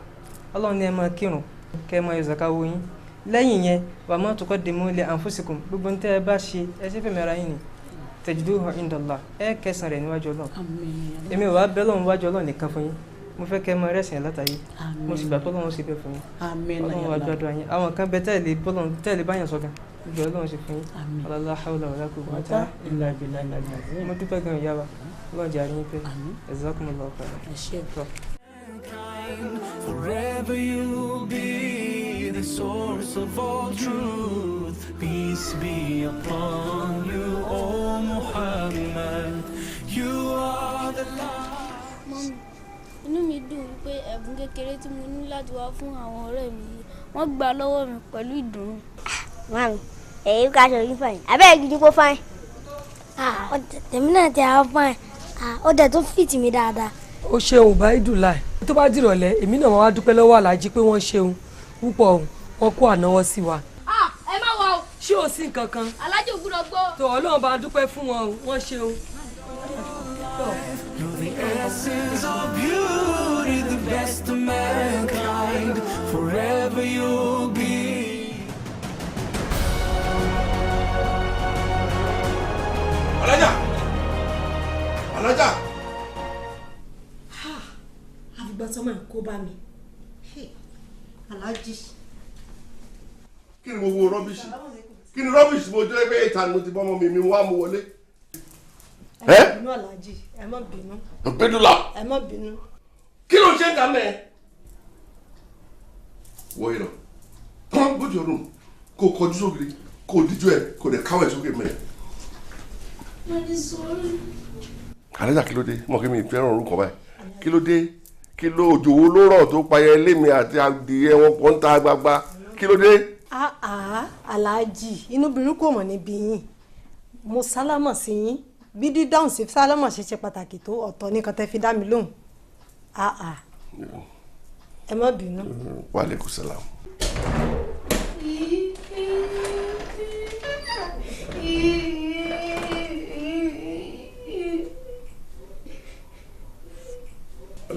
Kí ló ṣẹlẹ̀? Kí ló ṣẹlẹ̀?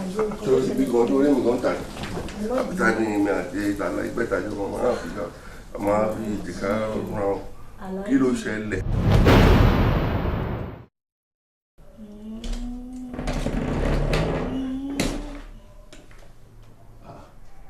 Pédùlà. Ẹ̀wọ̀n ọmọdé. Pédùlà. Àwọn tí mo ní kó káwọ́ sókè kó sókè. Pédùlà. Ṣé òògùn orí ẹ̀ dàrú?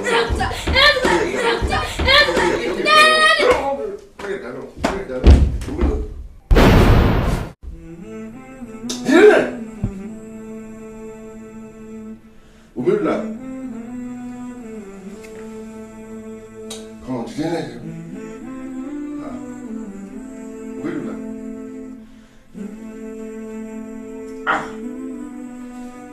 Alájà!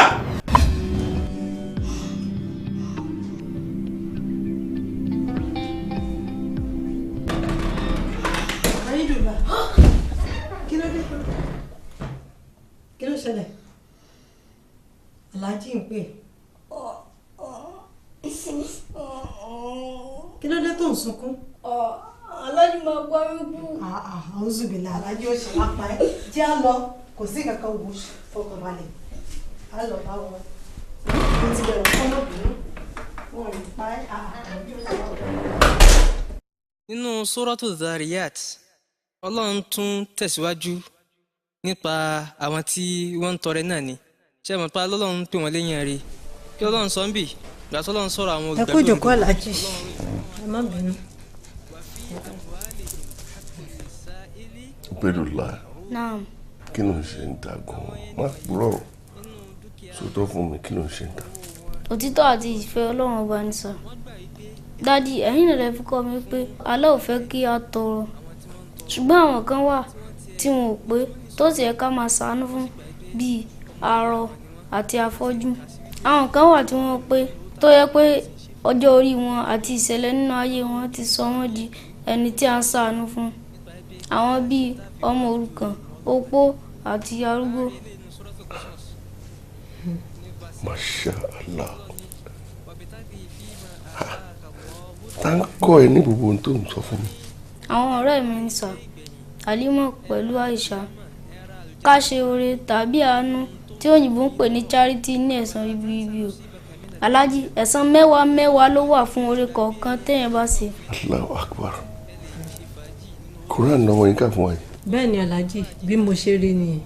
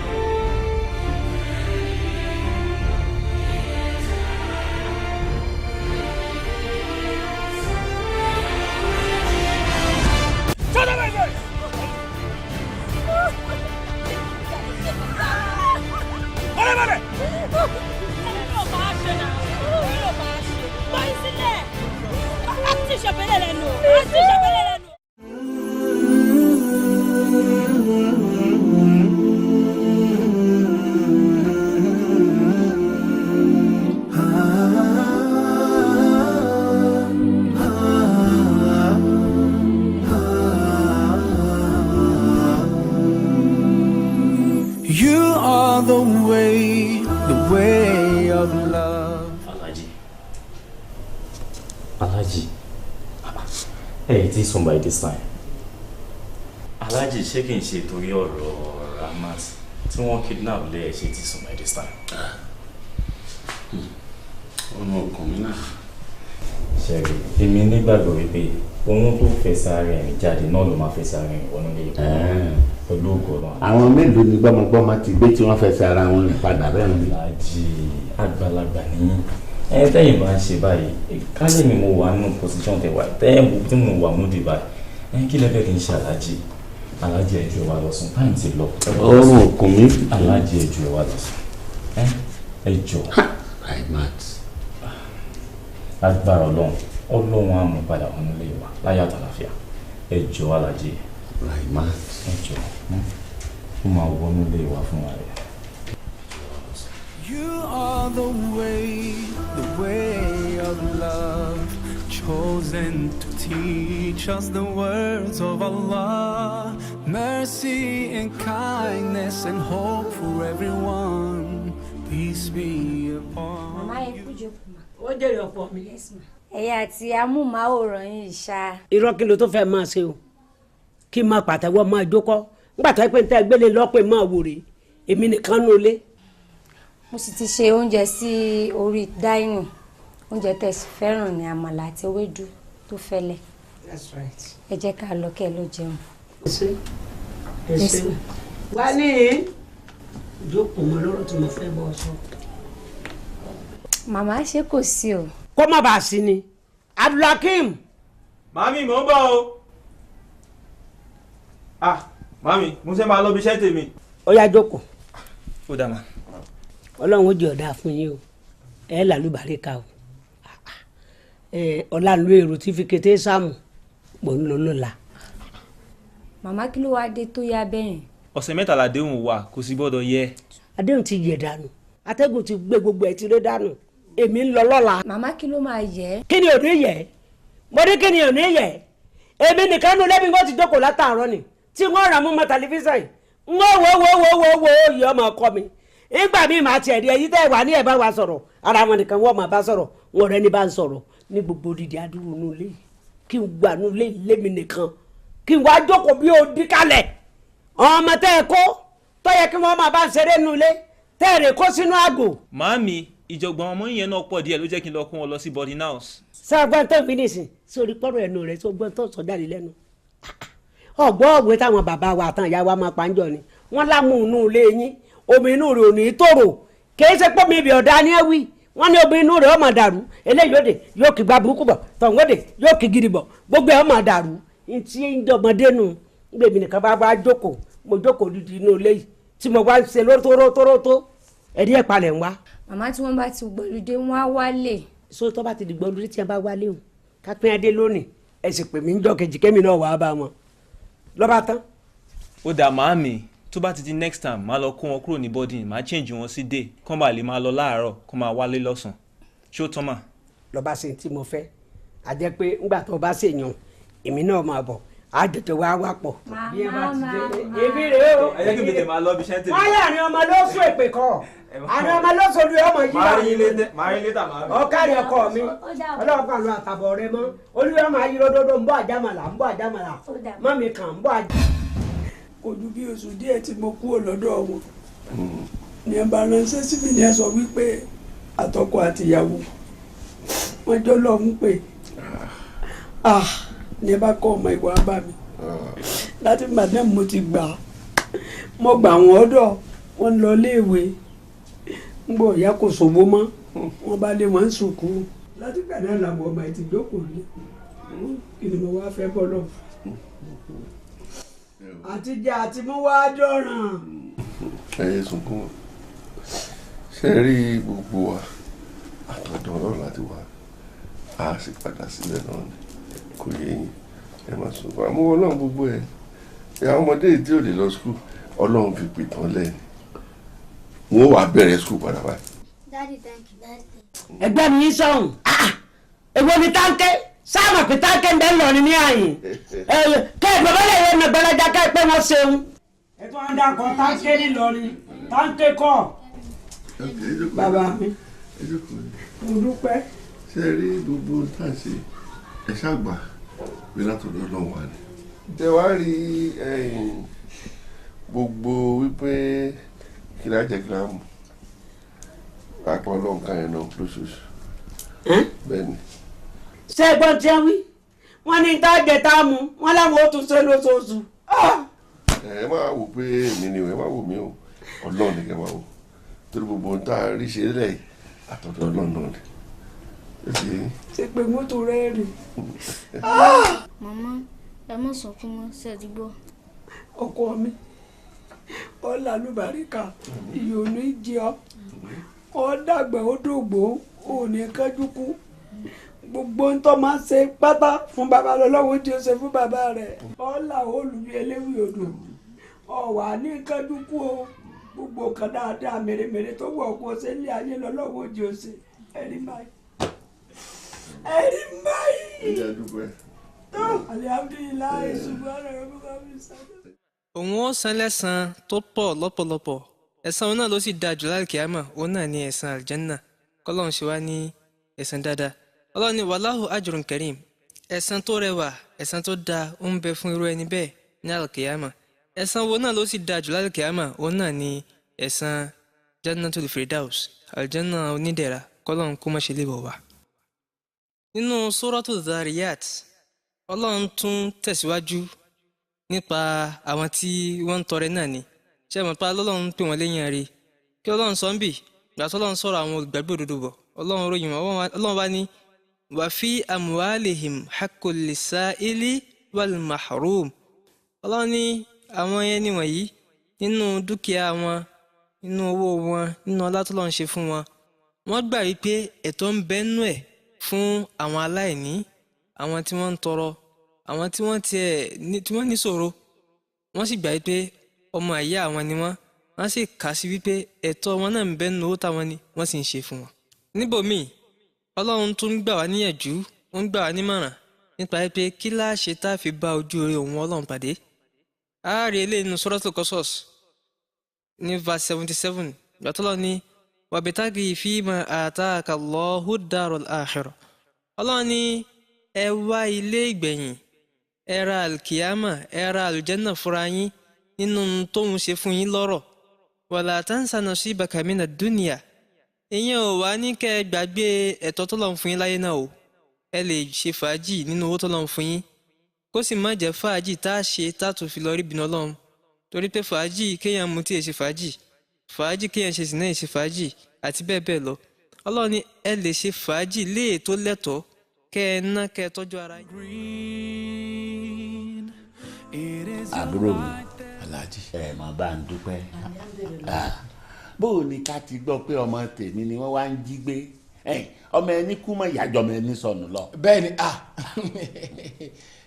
àti ẹ̀dúpẹ́ tí ìwà ṣe wípé ẹsẹ̀ gìrìgìrì ó máa wọnú ilé nígbà wo ni tí ìyá wọn ṣẹlẹ̀ náà. ọṣẹ ìpọ́dún kan àtòṣù méjì náà ni. adúpẹ́ Ọlọ́run adúpẹ́ o. àwa ò ní ṣọ̀fọ̀ ńlẹ̀ wa. adúpẹ́ inú rẹ ni inú kan rẹ ló gbà ọ́ là. inú kan dáa ọlá àánú kan kò sí ní tójú kéèyàn ò nínú kan lọ bí yóò bá ṣe lónú méjì gbogbo tó bá ti dáwọ́ lébà yóò mọ̀ ṣe é ṣe ni Ramat bó o ló ṣe ṣẹlẹ̀ gan-an tó fi ráyè escape kúrò lọ́wọ́ àwọn aláàbí.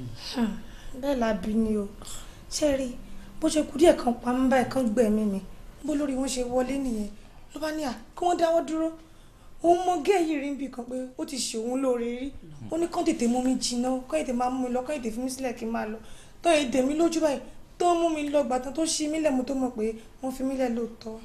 mo dúpẹ́ alhamdulilayi rabbil alamin. eyín ni pé ọ̀rọ̀ rẹ wá dàbí ọ̀rọ̀ ajá tó lọ lé ẹkùn ajá tó bá lọ lé ẹkùn tó bá bọ̀ wálé ó yẹ ká kí ikú ewu. ó kọjá alé ẹkùn Taofíìkì kò sẹ́ni tí ò yẹ kó ṣoore oore dáa púpọ̀ mo ṣoore kò gbè mí ó lọ́wọ́ kan kánú. alájà dáadáa ni béèyàn bá ti ń ṣe dáadáa láyé yóò gbèrè dáadáa ọgbọ́n mi oore tí wọ́n ń ṣe ni àwọn oore tí wọ́n ń ṣeun oore tó ń ṣeun alájà gbogbo oore tẹ́yìn náà ń ṣe lọ́tún lọ́sì sẹ́yìn o wà rẹ̀sán rẹ̀ bí ọmọ yín tó gba scholarship èyí tó ti lọ sílùú ọba wọn ṣé ìsọlá oore tẹ́yìn ṣe ni oore dára oore sunwọ̀n. oore pé. Alhaji mo máa dúpẹ́ lọ́wọ́ Ọlọ́run bí kì í ṣe mi ni mo fọ́ sí trap sí Ramat fọ́ sí because tó bá jẹ́ mi ni nǹkan tá à ń sọ ìkọlá máa sọ àfàìmọ̀ kan má ti gbẹ̀mí olúwẹ̀ dànù because mi ò lè tọ́ka sí èèyàn kan báyìí tí mo ti ṣoore fún láyé mi. ẹ̀gbọ́n mi oore pé oore ló pé ìkà ò pé láyé oore ló yẹ ká máa fi gbogbo ọjọ́ ayé wa ṣe ẹ má bínú o ẹ̀yin la síwájú wa ẹ̀yin bàbá wa ẹ̀yin lẹ̀gbọ́n wa àmọ́ nù nǹkan wọn bá kékeré tẹ́ ẹ bá ní ẹ jẹ́ ká máa fi díẹ̀ síta ká máa fi ṣe èèyàn láàánú kò mọ̀ sí ní tó dáa tó kéèyàn ó mọ̀ ṣoore. mo ti gbọ́ oore pé. oore dáa kò kì í ṣe pé ẹnu yín ò gbọ́rọ̀ èyí tá ì sọ ohun òdodo ọ̀rọ̀ ni Alhaji náà ti mọ̀ tó mọ̀ ní tá ì sọ oore dáa.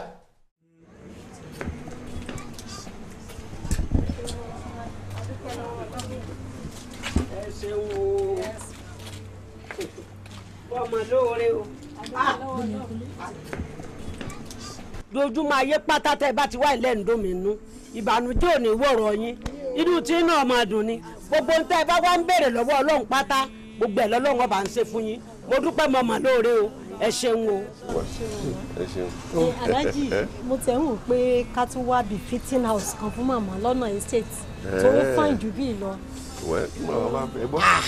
èmi ò wá lè kú òní ìyá yín lórí irun mi àti pé gbogbo àwọn ọ̀rẹ́ mi ládùúgbò tá a jọ ń dájọ́ ọ̀rọ̀ ọ̀run a lè fira wálẹ̀ bó ni mo ṣe fẹ́ ṣe kò lè bọ́ ńlá ẹ sáfìmí lẹ̀ ní ẹ̀ máa wò mí bẹ́ẹ̀ ṣe ń ṣe fún mi ọlọ́run máa bá wà pẹ̀lú yín. ẹyẹ la ṣe mú wàlápò yìí àti ìṣe nǹkan. Alhaji ẹ ti kẹyẹ lọ ẹ ti kó lé lọ ẹ kó àpò mo dúpẹ́ bàbá mi mo dúpẹ́ ṣéun o n ó rí yín pẹ́ o ẹ̀yin náà ra àánú gbà o lọ́ra Alhaja mo dúpẹ́ o.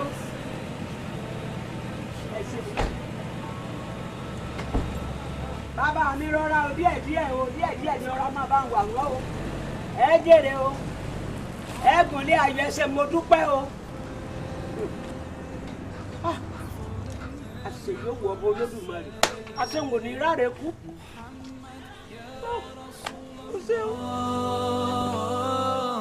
Your face was brighter than the sun. Your beauty equal by none. You are Allah's chosen one. Muhammad, khayru khalqillah. Alájà Moses, ẹ kú ìjòkó. Ẹ mọ̀ ṣe dọ́tọ̀. Ṣé ẹ kò bínú pé mo pẹ́ díẹ̀? Mi ò bínú, mo understand àwùjọ pẹ̀lú èdè láti ṣe. Ẹ ṣe ń gbọ́. Alájà, ohun tí mo pè yín fún ni láti fi èsì àyẹ̀wò tí a ṣe nípa yín hàn ẹ gbà.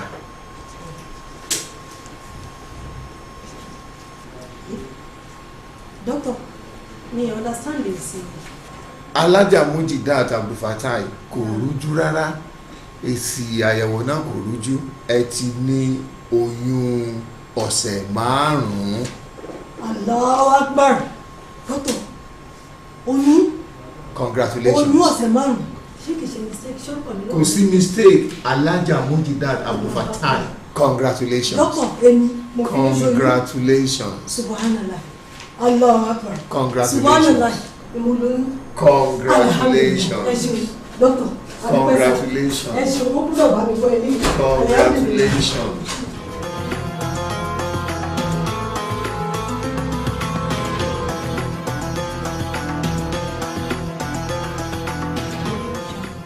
Alhaji, mo gbọ́ nǹkan tó sì yà mí lẹ́nu. Alájà wá sọ́dọ̀ mi, wọ́n sọ wípé àwọn ní oyún. Nǹkan ayọ̀ rèé, àfìgbà tí wọ́n tó sọ fún mi wípé inú ń bí yín, wípé inú yín ò dùn sí àwọn. Inú èèyàn ṣe ní dùn sí nǹkan ayọ̀ báyìí, òun ló wá gbé mi wá sí ọ̀dọ̀ yín. Kí ló fà á? Ṣé mọ̀ ìdí ẹ̀ tí mo ṣe ń bínú èmi ló máa yé. Alájà Abdulfatai, nǹkan tí mo pè yín sí ni láti fi èsì àyẹ̀wò tí a ṣe nípa yín hàn yín.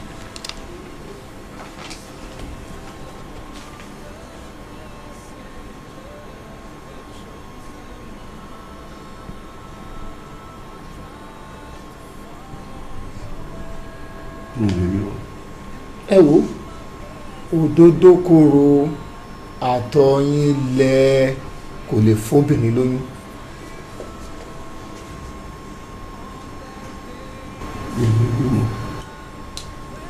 Àtọyín lẹ púpọ̀. Allahu Akbar. ń gbọ́dọ̀ tí wọ́n ń gbọ́ ìmọ̀ ṣe pé gbogbo dáadáa tá a ti jọ ṣe fúnra wa tèmi gan wò kò yẹ kó wà kò yẹ kó pé pẹ̀lú mi ó dẹ̀ ti sọ fún mi pé òun ṣe méjì lẹ́yìn tí dókítà sọ yẹn tó nù wọ́n á dúró tí wọ́n yẹ kó máa ṣe báyìí. Allahu Akbar, Allahu Akbar, Allahu Akbar, Subhanallah. Bó o wá ní ti afa Ubaydullah ṣe jẹ́? Imam, adopt Ubaydullah ni nígbà tá a rí pa àrọ́mọ bí la ṣe wá wò pé ká rí adopt ọmọ ká lè máa rọ́mọ tọ́jú. ń bò ló ṣe ròyìn gbé wa. Alájà, ìbéèrè rèé o. Imam, wàláhì summa billahi èmi ò lẹ́ni mi lẹ́yìn ọkọ mi àwọn náà sì mọ̀ Ọlọ́run ọba ni ẹlẹ́rìí mi ti wà láì yé forúkọ náà purọ́ ẹ kìlọ̀ fún wọn Aláàjì. ẹ kìlọ̀ fún wọn èyí tó lè bí mi ní pátápátá lé lẹ́yìn o. mo máa consequence ẹni tó bá fọlọ́run búra lórí èké mo máa consequence ẹ. Aláàjì ẹ ní sùúrù inú burúkú ò ní bí yín. Allahu Akbar. Aláàjì sọ́bìrì Ọlọ́run jẹ́ kí inú burúkú bí yín o ẹ máa ṣe sùúrù gidi gan tí ọ̀rọ̀ bá ti dé báyìí gẹ́gẹ́ bí mùsùlùmí ó níbi tá a máa ń rí fáàsì ọ̀rọ̀ lọ́ndẹ̀ ni ìyẹn alukur'an Ọlọ́run sọ ọ̀rọ̀ kan ní inú suratul buruj Ọlọ́run sọ wípé fa'alu lima yurid wípé òun ni ọba tó máa ń ṣe nǹkan tó wu òun tí àbáṣe tí ìwà rí àwọn nǹkan tó máa ṣe wá ń kàyéfì ní agbègbè wa ṣé àárí wọn kánú Qur'an ni àárí àwọn iṣẹ́ ìyanu tí Allah tó ti ṣe ni àwọn nǹkan tó jẹ́ wípé tẹ bá béèrè lọ́wọ́ yẹn pé ṣó ṣeé ṣe wà ní rárá tí ẹnìkan bá wá bá yín ṣe alájà lóyún tó bá wá jẹ́ wípé wọ́n á sọ fún yín wípé Ọlọ́run kan sọ pé káwọn kan lóyún dẹ̀ ni àwọn dẹ̀ lóyún nǹkan kò dẹ̀ ṣẹlẹ̀ kí lẹ́ ṣe ẹnì pẹ́ gbàgbọ́ bẹ́ẹ̀ ni àbí bẹ́ẹ̀ kọ́ kí ni a fẹ́ sọ nípa Ìsá tí ìyá rẹ̀ Mariam tó bí tí ọkùnrin kankan ò sì bá lò pọ̀ kí la ṣe sí nígbà tó announce wípé òun tó rí pé lóyún ẹ mọ iye ọ̀rọ̀ tí wọ́n sọ sí ẹ mọ iye àbùkù tí wọ́n fi kàn án tó fi kúrò lú tó fi lọ síbòmíì tó fi bímọ nígbà tó bímọ ńkọ́ ẹ mọ iye ọ̀rọ̀ tí wọ́n sọ sí kí Ọlọ́run tó wá sọ fún wọn wípé rárá o tí Ìsá fúnra ara ẹ̀ tó fi wá sọ̀rọ̀ ní kékeré ọmọ òkókó gbọ́dọ̀ sọ̀rọ̀ ní kékeré gẹ́gẹ́ bí èèyàn ká mọ̀ sá lọ tó ẹ̀ṣẹ̀ bí iṣẹ́ Ọlọ́run ní ẹ̀ẹ̀ka ìtàn Musa àti Firaun àti àwọn ọmọ Israẹli ẹ̀ẹ̀ka tí wọ́n bá sọ fún yín wípé àwọn èèyàn kan wà wọ́n wá lọ gba inú odò wọ́n sì rìn wọ́n sì gbà kọjá okùn tó sè wọ́n sì gbà kọjá sọ́lọ́run ò ṣe ni ẹ lọ ka ìtàn àwọn ashabul fil tí Ọlọ́run sọ wípé alam tara kayfa fa'ala rabbuka bi ashabil fil ẹ tí gbọ́ ìtàn àwọn ashabul fil ni àwọn èèyàn irin elephant tí wọ́n wọ ìlú wípé àwọn fẹ́ wá gbógun tì wọ́n kí lè bá wọn jà ẹyẹ lásán tó sì ń drop oko sí wọn lórí àwọn èèyàn wá bá wọn jà pẹ̀lú irin Ọlọ́run ṣe tọ́lọ́run ò ṣe ni ẹ lọ ka ìtàn àwọn ashabul kahf ẹ mọ iye ọdún tí wọ́n fi sùn nígbà tí wọ́n fi jí àwọn èèyàn ti kú wọ́n ti kú ìran míì ti lọ ìran míì ti lọ kí wá ni alhamdulillah alájì lẹ́nu jẹ́ mẹ́ta yìí mo ti ṣàkíyèsí yín wípé ẹ̀ ń ṣe nǹkan tẹ̀ kìí ṣe tẹ́lẹ̀ ẹ ti ń ṣe ìtọrẹ àánú ẹ̀ ń ṣàánú fáwọn èèyàn nǹkan táwọn èèyàn ń sọ ń pa yín tẹ́lẹ̀ òun kọ́ ni wọ́n ń sọ ń sìn ta ló wá mọ̀ bóyá wípé ara àánú tẹ̀ ń ṣe yìí òun ni Ọlọ́run fi wá ṣàánú ẹ̀yin náà ẹ gbọ́ nǹkan tọ́lọ́run sọ ni nínú Al-Qur'an mo fẹ́ jẹ́ kẹ́ ẹ̀ dín mú o Ọlọ́run sọ nǹkan Ọlọ́run ní a'udhu billahi minash shaitani rajim bismillahir rahmanir rahim Ọlọ́run sọ wípé alladhi yu'ti malahu yatazakka Ọlọ́run sọ wípé àwọn tí wọ́n ná owó wọn fún self purification wa ma li ahadin indahu min ni'matin tujza tí wọ́n wá retí wípé àwọn ẹnìkan ló máa san àwọn lóore ní gbogbo àdúgbò wa yìí ní àwọn ẹni tẹ́ ń ṣàánú fún èèyàn mélòó ló lè san yín lóore padà Ọlọ́run sọ wípé àwọn èèyàn tó jẹ́ pé tó bá ń ṣàánú wọn ò ní retí pé àwọn ẹnìkan san àwọn ní oore padà àwọn tó jẹ́ pé tó bá fún yín 20 naira wọn ò ní retí 50 naira àwọn tó jẹ́ pé wọ́n á ṣàánú yín tó bá fún yín lé wọn ò ní retí aeroplane lọ́wọ́ yín Ọlọ́run wá sọ̀rọ̀ wọn lọ síwájú Ọlọ́run wá ní wa ma li ahadin indahu min ni'matin tujza àbí ìlábìtìgọ́ awájẹhí rabbihil a'la Ọlọ́run wá sọ wípé àwọn tó yẹ pé ojú Ọlọ́run nìkan ni wọ́n ń wò gbogbo àwọn ìtọrẹ àánú tẹ̀ ń ṣe ń sìn alájí mo fẹ́ béèrè kan lọ́wọ́ yín ta lẹ́ ń ṣe fún ṣé èèyàn ni àbọ́lọ́run Ọlọ́run ní Ọlọ́run wá sọ wípé ìlábìtìgọ́ awájẹhí rabbihil a'la tó yẹ pé ojú Ọlọ́run nìkan wọ́n ń wò wala sawfa yarda àwọn nìkan àwọn ni wọ́n máa ní a rewarding satisfaction so kí la fẹ́ wá sọ sí àbí ṣé a máa sọ wípé bí ẹ ṣe wá ń ṣe sàárà tẹ́ ń ṣe tẹ́ ń yan zàká tẹ́ ń ṣe gbogbo ẹ̀ tẹ́ ń ṣe sọ́dákọ̀ fáwọn èèyàn ẹ̀ ṣé kọ́lọ̀ mọ́ sọ yín lẹ́san ni àbí wípé tọ́lọ̀ bá ń pé oore kan àwọn èèyàn ṣé ó yọ ẹ̀yìn lẹ̀ ni kí láwàá ṣe. ṣé pé n tẹ́ ń sọ ni pé àmúwọ́ náà lélẹ̀. bẹ́ẹ̀ni bẹ́ẹ̀ni alhamdulillah. mashallah mo ṣeun torí ọkàn mi ò gbàgbé yẹn lọ mo tẹ̀ ti bínú ẹ bá mi bẹ̀ torí mo ti fi àwọn gbólóhùn kan lẹ̀ tí ó dá. Allahu akbar.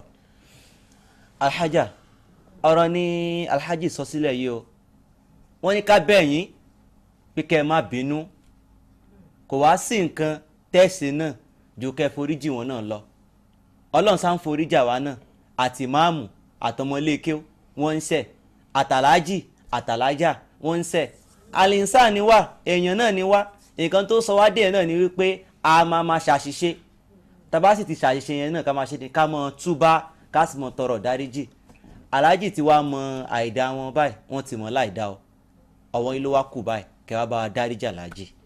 ìmáàmù kí n máa bínú ṣerú mi ló ń bínú àbí kí n máa dúpẹ́ lọ́wọ́ ọlọ́run ọba Allahu Rabbi tó jẹ́ kémi náà finú ṣoyún. alhamdulillah rabbil alamin alhamdulillah rabbil alamin alhamdulillah rabbil alamin.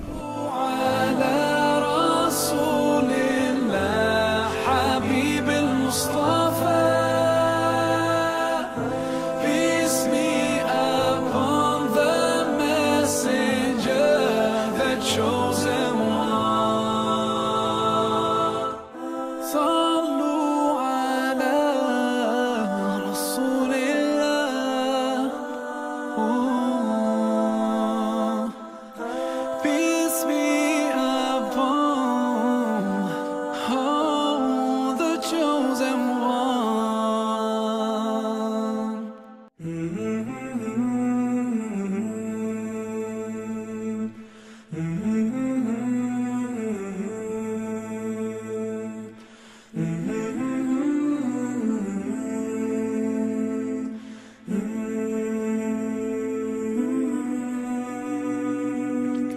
In a time of darkness and greed,